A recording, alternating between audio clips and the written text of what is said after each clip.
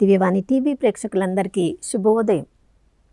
యేసుక్రీస్తు పరిశుద్ధ నామములో ప్రియులారా, మీ అందరికీ స్వాగతం, సుస్వాగతం. గడిచిన దినమంతా కంటికిరెప్పలా కాచుకున్న ఆ దేవాతి దేవునికి పూర్ణ హృదయంతో, పూర్ణ ఆత్మతో, పూర్ణ మనస్సుతో వందనాలు తెలియచేద్దాం.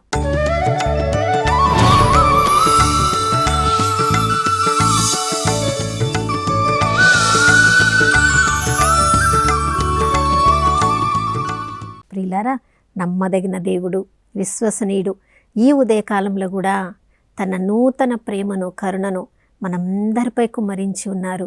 కాబట్టి ఆ ప్రభు పట్ల గల విశ్వాసంతో ఈరోజంతా ఆనందంగా జీవించుదాం. ప్రియులారా, ప్రతిరోజు ఉదయం లేచినప్పుడు ఆ రోజంతా ఆనందంగా సాఫీగా జరిగిపోవాలని ప్రతి ఒక్కరు కూడా ఆశిస్తూ ఉంటారు. కానీ మనము అనుకున్న విధంగా జరగనప్పుడు, మనం కోరుకున్నవి మనం పొందలేనప్పుడు మనలో ఎక్కడో విచారము, ఎక్కడో నిట్టూర్పులు, మనకి ఎక్కడి నుంచో సహాయం రావాలి మనుషుల వైపు చూసినప్పుడు, ఆ మనుషులు మనల్ని వదిలివేసినప్పుడు మన మనస్సు ఎంతో విచారంతో నిండిపోతుంది. కీర్తనాకారుడు కూడా ఇలాంటి పరిస్థితిని అనుభవించాడు. ప్రియులారా, 43వ కీర్తన 5వ వచనంలో ఇలాంటి పరిస్థితులలో తన మనస్సుతో మాట్లాడుకుంటున్నాడు. ఓ నా మనసా, నువ్వు ఎందుకింత విచారం చెందుతున్నావు? ఎందుకింతగా నిట్టూర్పులు విడుస్తున్నావు? నీకు రక్షకుడున్నాడు, ఆయన నీకు సహాయం చేస్తాడు అని ఎందుకు మర్చిపోతున్నావు?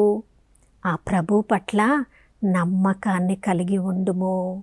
ప్రియులారా, మనందరి జీవితంలో కూడా పేదరికం వలన కావచ్చు, మనం కోరుకున్నది పొందలేకపోవడం వల్ల కావచ్చు, ఇతరులు మనకు సహాయం చేస్తారు అనుకున్న వాళ్ళు తగిన సమయంలో మనల్ని వదిలివేయడంలో కావచ్చు, మన జీవితంలో అనుకోని విధంగా జరిగిన సంఘటనలు, ఎవరిదన్నా మరణము, ఎవరైనా మనకి కావలసిన వాళ్ళు దూరంగా వెళ్ళిపోవడము, మన పిల్లలు మన మాట విన్నప్పుడు, మన జీవిత భాగస్వామి ద్వారా మనం కష్టాలు, నష్టాలు అనుభవించవలసి వచ్చినప్పుడు, మనకు కొన్నిసార్లు పని చేయవలసిన స్థలములో అక్కడ జరుగుతున్న పరిస్థితులు మనకి ఇష్టమైనవిగా లేనప్పుడు, ఇలాంటి అన్ని పరిస్థితులలో మనకి విచారం కలుగుతుంది. మనం కొన్నిసార్లు అపనిందలు మోస్తూ ఉన్నప్పుడు, అన్యాయంగా తీర్పు తీర్చబడినప్పుడు, అన్యాయంగా నేరారోపణ చేయబడినప్పుడు, ఈ అన్ని పరిస్థితులలో మనం విచారాన్ని ఎదుర్కొంటూ ఉంటాం. అందుకనే సామెతల గ్రంథం 12వ అధ్యాయంలో మనం చదువుతున్నాం, విచారము మనలో ఉన్న సంతోషాన్ని తీసివేయును, కానీ కరుణాపూరితమైన వాక్కులు తిరిగి మనల్ని జీవముతో నింపును. ప్రియులారా, ఎప్పుడెప్పుడు మనం విచారంతో ఉంటామో, మనల్ని ఎవరో అర్థం చేసుకుంటారు అని మనము ఆశిస్తూ ఉన్నప్పుడు, ఏ మనుషులు కూడా మనల్ని అర్థం చేసుకోలేని సమయంలో మనము చూడవలసింది మన కొరకు ప్రాణత్యాగం చేసిన ఆ యేసుక్రీస్తు ప్రభుల వారి వైపు. పేతురు రాసిన మొదటి లేఖ 5వ అధ్యాయంలో మనం చదువుతూ ఉన్నాం, ఆ ప్రభు హస్తానికి మనల్ని మనం వినమ్రులను చేసుకున్నప్పుడు, ప్రియులారా, ఆ ప్రభు ఇచ్చిన బలముతో మనము బలవంతులంగా మార్చబడతాం. ఈ లోకం వైపు చూసినప్పుడు గర్జించి సింహములై తిరుగుచున్న సైతాను ఎవరెవరిని తన ఆధీనంలోనికి తీసుకోవాలా, ఎలాంటి కష్టాలు పెట్టాలి, ఎవరిని ఎలా నేను పీడించాలి అని సైతాను తన పని తక్కువ సమయం ఉందని చెప్పి తన పనిని వేగవంతం చేసుకుంటూ ఉధృతంగా తన యొక్క చెడుతనాన్ని మనుషులందరి మీద కురిపిస్తూ ఉన్నప్పుడు, ప్రియులారా, మనల్ని మన కోసం ప్రాణత్యాగం చేసిన, మనల్ని ఉన్నత స్థితిలోనికి నిలబెట్టగలిగిన ఆ ప్రభువు మీద మన విచారములన్నీ మోపినప్పుడు ఆయన తగిన సమయంలో మనల్ని బలవంతులుగా మన సమాజం ముందు నిలబెడతారు. ప్రియులారా, చూడండి, ప్రతి ఒక్కరి జీవితంలో ఏదో ఒక మన జీవితపు దశలలో ఈ విచారాన్ని, నిరాశను మనం ఎదుర్కొంటూ ఉంటాం. నిరాశలో, విచారంలో ఉన్నాము అని మనం గ్రహించడానికి ఏదైనా గుర్తులు ఉన్నాయా అని మనం చూసినప్పుడు, చూడండి ప్రియులారా, అప్పటి వరకు చాలా సంతోషంగా ఉంటాం. కానీ ఎవరో ఒక్క మాట అనగానే ఇక ఏ పని చేయడానికి ఇష్టం ఉండదు, ఆహారం తినడానికి ఇష్టం ఉండదు, పనికి వెళ్ళడానికి ఇష్టం ఉండదు, ఎవరితో మాట్లాడడానికి ఇష్టం ఉండదు, ఒంటరిగా ఇంట్లో కూర్చోవాలని ఆశపడతాం, ఎవరితో కలవడానికి ఇష్టం ఉండదు. ఇంకా ఈ ఈ ఈ దశ నుంచి బయటికి వస్తానా అని నిరాశతో కూడిన ఆలోచనలనే మనము కలిగి ఇక ఇంతటితో జీవితము అంతమైతే బాగుండు, అలాంటి ఆలోచనలు మనం కలిగి ఉన్నాము. పని మీద ఆసక్తి లేదు, ఇతరులతో కలవడానికి ఆసక్తి లేదు, ఆ విచారం నుంచి ఎలా బయటికి రావాలో ఏ ద్వారము లేదు, అన్నీ మూసివేయబడ్డాయి. ఇలాంటి పరిస్థితిలో అలాంటి ఆలోచనలు మనం కలిగి ఉన్నామంటే మనము నిరీక్షణ కోల్పోయి నిరాశకు లోనైన దశలో ఉన్నామని మనం అర్థం చేసుకోవాలి. ప్రియులారా, చూడండి, మనం ఎంతో ఉన్నత పిలుపులో ఉండవచ్చు, కానీ ఎవరైనా ఒక్క చిన్న మాట అంటే చాలు, ఆ చిన్న మాట మనల్ని కొద్దిగా తక్కువ చేసే దానిలాగా మనకి వినపడితే, చూడండి ప్రియులారా, అప్పటి వరకు మనల్ని ఉన్నత స్థితిలో ఉంచిన ఆ దేవుని పట్ల మనం నిష్ఠూరంగా మాట్లాడతాము, ఆ మాటలు పలికిన వారి పట్ల కూడా నిష్ఠూరంగా మాట్లాడతాము. సౌలు రాజు జీవితంలో జరిగింది ఇదే. సమూయేలు మొదటి గ్రంథము 18వ అధ్యాయంలో మనం చదువుతున్నాం. యుద్ధం చేసి వచ్చిన తర్వాత దావీదుని చూసి ఆ పట్టణంలోని స్త్రీలు తంబూర తీసుకొని వాళ్ళు నాట్యం చేస్తున్నారంట. సౌలు 1000 మందిని చంపితే దావీదు 10,000 మందిని చంపెను.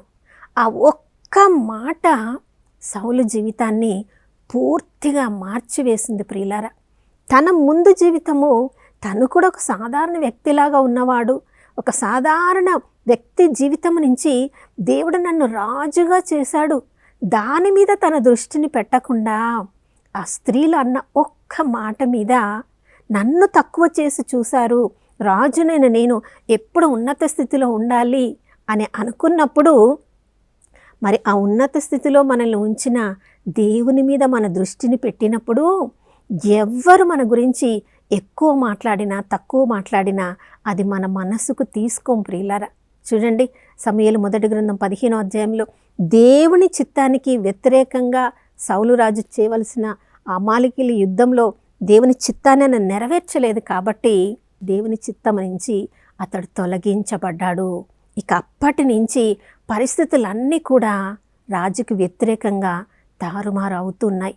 దావీదుకి ఒక సింహాసనము తప్ప నాకున్నవి అన్నీ ఉన్నాయి, ఏ క్షణములోనైనా ఈ రాజు సింహాసనాన్ని దేవుడు అతనికి ఇవ్వచ్చు అనుకొని, చూడండి ప్రియులారా, అప్పుడే పశ్చాత్తాపపడి దేవుని వైపుకు మారి ఉంటే, మనస్సు మార్చుకొని ఉంటే, క్షమాపణ అడిగి ఉంటే దేవుడు సౌలు రాజు వంశాన్ని చివరి వరకు రాజవంశులుగా ఉంచేవాడేమో. కానీ పశ్చాత్తాపపడి దేవుని వైపు తిరగకుండా ఎవరైతే తనను తక్కువ చేసి ఎక్కువగా అవ్వాలని ప్రయాసపడుతున్నాడో దావీదుని చంపాలని ఆయన ప్రయత్నిస్తూ ఉన్నాడు. ఒక సాధారణ వ్యక్తి, అప్పటికతడు రాజు కూడా కాదు, దావీదు ఒక సాధారణ వ్యక్తి అయిన రాజుని చంపడానికి ప్రయత్నిస్తూ ఉన్నప్పుడు తన యొక్క పిలుపును సౌలు రాజు కోల్పోయాడు. దావీదుకి దేవుడిచ్చిన అభిషేకం ముందు సౌలు తన ప్రాణాలనే కోల్పోవలసి వచ్చింది. ప్రియులారా, దేవుడు మనల్ని సాధారణ వ్యక్తుల నుంచి ఉన్నత స్థితిలోనికి లేపినప్పుడు చుట్టుప్రక్కల ప్రజలు కొంతమంది ఎక్కువ చేసి మాట్లాడతారు, కొంతమంది తక్కువ చేసి మాట్లాడతారు. కానీ ఇతరుల మాటలు మనల్ని ప్రభావితం చేస్తున్నాయంటే మన ఆత్మీయ చెవులు మూసివేయబడ్డాయి. దేవుడు మన గురించి ఏం మాట్లాడుతున్నారు దాని మీద మన దృష్టిని పెట్టాలి, కానీ మనుషులు ఏం మాట్లాడుతున్నారు దాని మీద మన దృష్టిని పెట్టకూడదు. ప్రవక్త అయిన ఏలియా జీవితంలో కూడా జరిగింది ఇదే. అప్పటి వరకు సవాలు చేసిన వాడు, దేవుని కొరకు రోషంగా నేను ఒక్కడనే జీవిస్తున్నానని చెప్పిన వాడు ఆ రాని మాటలు విని, చూడండి, ఇక చనిపోతే చాలు అన్నట్లుగా తన శిష్యుని కూడా వదిలేసి, తన బాధ్యతను వదిలేసి పారిపోతున్నాడు. నా ప్రియ సహోదర సహోదరి, ఇతరుల మాటలకి ఎంతగా మనం ప్రభావితులము అవుతున్నామో ప్రతిరోజు మనల్ని మనం గమనించుకోవాలి. దేవుని మాటలకు మనం ఎక్కువ స్థానాన్ని ఇస్తున్నామా, మన చుట్టూ జీవిస్తున్న మనుషుల మాటలకు మనల్ని మనం ప్రభావితులను చేసుకుంటున్నామా?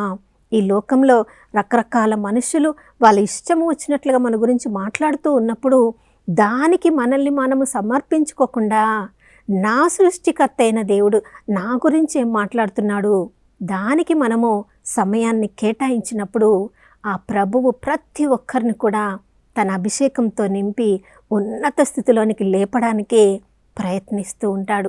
నా ప్రియ సహోదర సహోదరి, యేసు ప్రభు జీవితంలో కూడా విచారమును ఎదుర్కొన్నారు.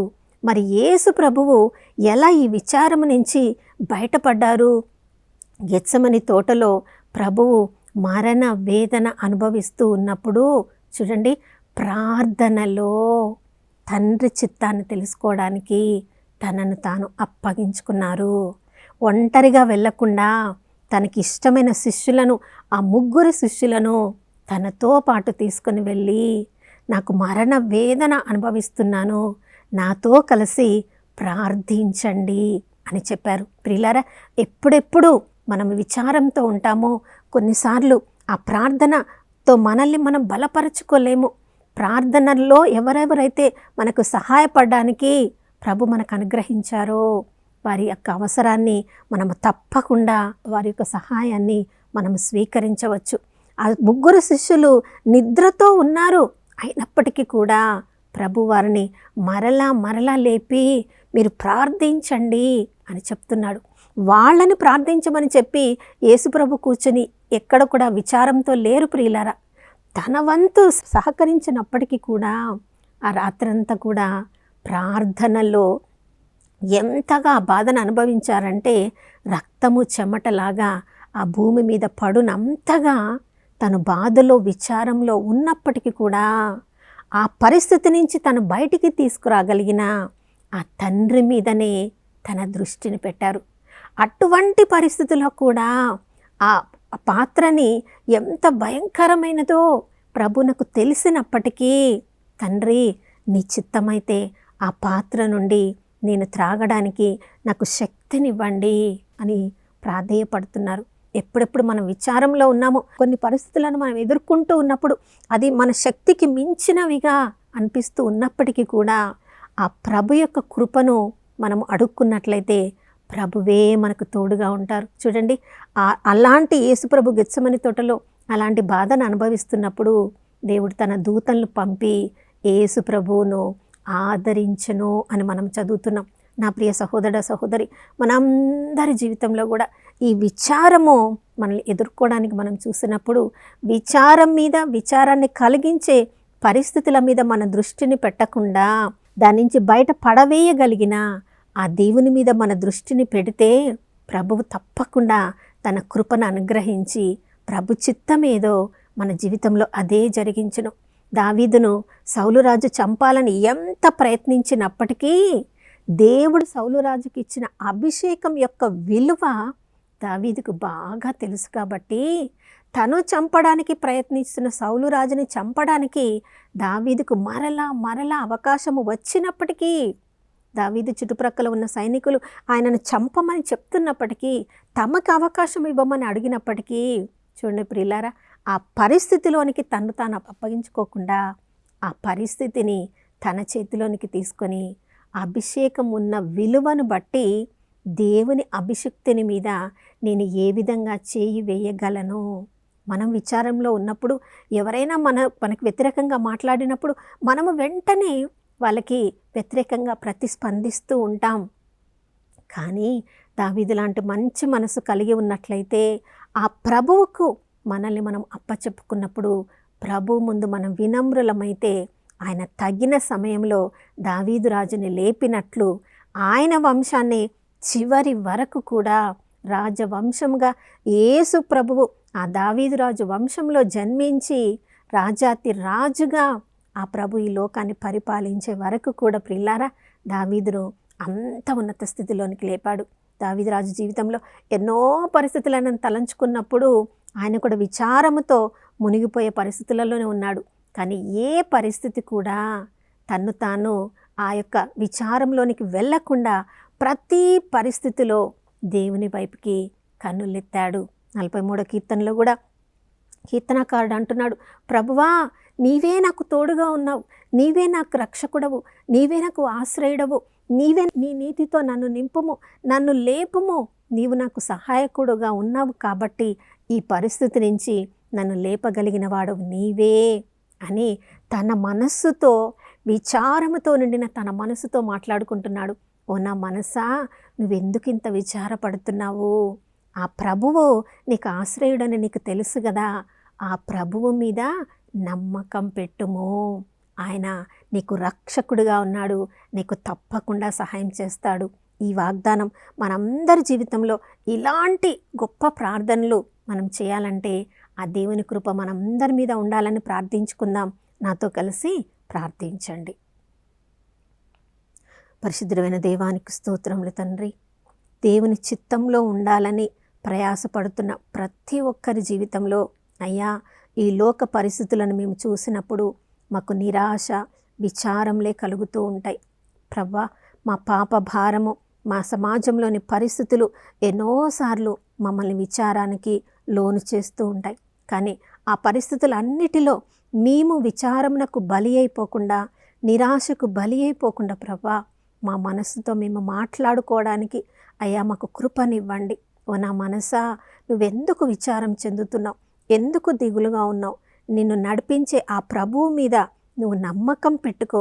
నా ఆశ్రయ దుర్గమైన దేవుడు నిన్ను వదిలిపెట్టరు అనే విశ్వాసపు వాక్కులు అయ్యా విచారంతో నిండిన మా మనస్సుతో మాట్లాడుకోవడానికి ఉదయకాలంలో నాతో ప్రార్థన చేస్తున్న వారందరినీ కూడా అయ్యా దృఢపరచండి.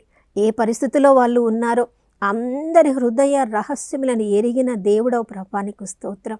అయ్యా, నీ కృపకు మమ్మల్ని అందరినీ మేము అప్పగించుకొని చుండగా యేసు ప్రభును నీ దూతను పంపి ఆదరించిన దేవుడవు.